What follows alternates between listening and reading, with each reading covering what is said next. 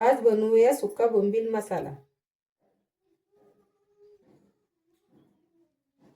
इथे मी 4-5 बोंबील साफ करून बारीक कट केलेले आहेत। 4 बारीक कांदे कापून घेतलेले आहेत। 2 टमाटर घेतलेले आहेत। आलं लसणाची पेस्ट आणि कोथिंबीर। कढई ठेवून घेते।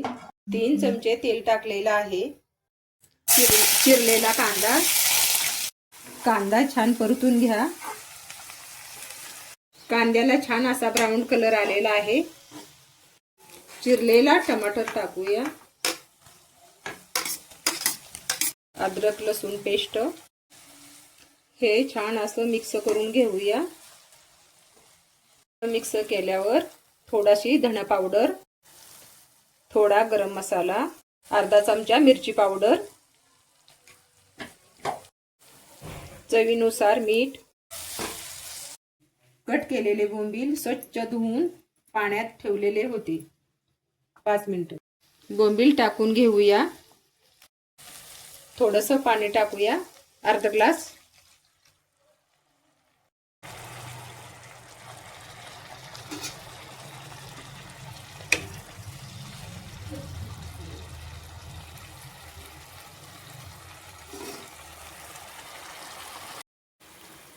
चिरलेली कोथिंबीर,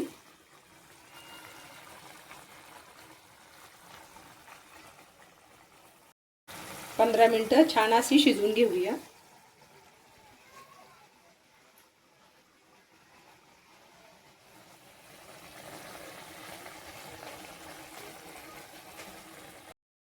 छान असा बोंबील मसाला तयार झालेला आहे। कलरही छान आलेला आहे।